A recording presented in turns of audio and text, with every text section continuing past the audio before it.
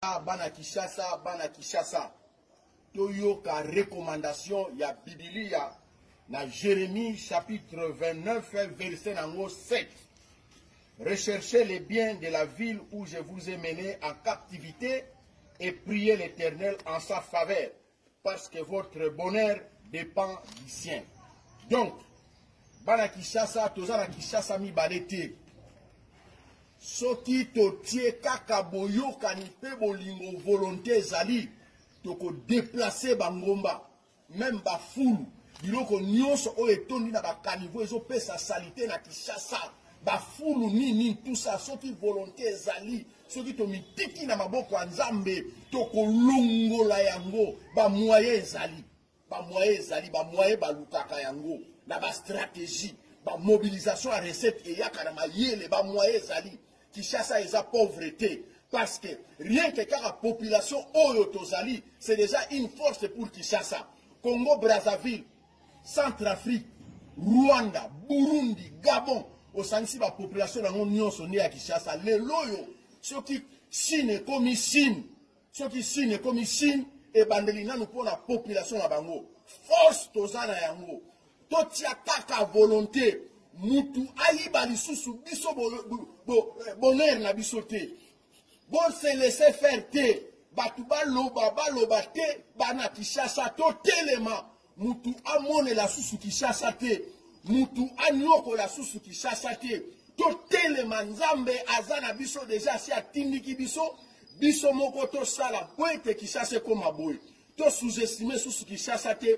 Mais to kende liboso na mosala na bolingo na volonté pe na koyokana ngai na yebelo komoko soki to telami to zui décision makamno se mosala donc ba futa taxe na volonté batu oyo bako so ba taxe bako gérer ngo pona profit kaka ya Kishasa donc to za la bazobati to la late kino za mutu atimba yebela vision Kishasa oyo le kaki mbala oyo toko se laisser faire encore te Kishasa simba makaka e bakacha ngona maboka batu fini biloko ya Chris Benoit na Kishasa oyo bakacha Chris Benoit sidi to telema miso fungwama to sala pona Kishasa to tangola pona Kishasa parce que mboka ya mapamboli na biso ndeja Kishasa toni komona Kishasa propre toni komona Kishasa ba embouteillage sila toni komona Kishasa ba caniveau nyonso ezala kire toni komona Kishasa ba nzele salama toni komona Kishasa ba wenza propre ekota na esprit ya bien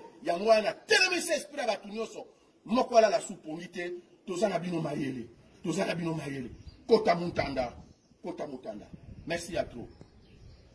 Bana Kishasa toyoka recommandation ya Biblia na Jérémie chapitre 29 verset 7. Recherchez les biens de la ville où je vous ai mené en captivité et priez l'Éternel en sa faveur, parce que votre bonheur dépend du sien. Donc, Bana Kishasa, Tozana Kishasa mi balete. Soki totie kaka boyoka ni pe bolingo volonté zali, toko déplacer bangomba, même ba fulu, biloko nyonso o etondi na ba caniveau ezo pesa salité na Kishasa. Ba fulu nini tout ça soki volonté zali soki to mitiki na maboko ya Nzambe toko longola yango ba moyen zali ba moyen balukaka yango na ba stratégie ba mobilisation à recette et yakana mayele ba moyen zali Kishasa est sa pauvreté parce que rien que la population Oyotozali c'est déjà une force pour Kishasa. Congo Brazzaville, Centrafrique, Rwanda, Burundi, Gabon. Au Sansi, la population dans l'Union sonné à Kishasa. Les loyaux, ceux qui signent comme Chine, et Bandelina nous pour la population à Bango. Force Tozana Yango. Totia kaka volonté. Mutu ayiba lisusu biso bonheur na biso te. Bon se laisser faire te. Batu baloba te. Bana Kishasa to telema. Mutu amone la susu Kishasa te. Mutu anyoko la susu Kishasa te.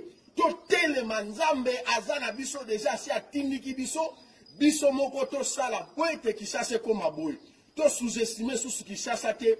Mais to kende liboso na mosala na bolingo na volonté pe na koyokana ngai na yebelo komoko soki to telami to zui décision makambo sur le salama. Donc bato bakofuta taxe na volonté bato oyo bakozwa ba taxe bakozere yango pour na profit kaka ya Kinshasa. Donc tozala bazoba te tolala te kino aza moto atimba yebela vision Kinshasa oyo elekaki mbala oyo tokose laisser faire encore te Kinshasa simba makaka bakatia yango na maboko ya bato fini biloko ya Chris Benoit na Kinshasa oyo bakatia Chris Benoit sili totelema miso efungwama tosala mpona Kinshasa totangola mpona Kinshasa parce que mboka ya mapamboli na biso nde eza Kinshasa tolingi komona Kinshasa propre tolingi komona Kinshasa bambouteillage esila tolingi komona Kinshasa bakaniveau nyonso ezala kire tolingi komona Kinshasa banzela esalama tolingi komona Kinshasa bawenza propre ekota na esprit ya bien yango wana telemisa esprit ya bato nyonso moko alala supongi te toza na bino mayele kota mutanda merci à trop.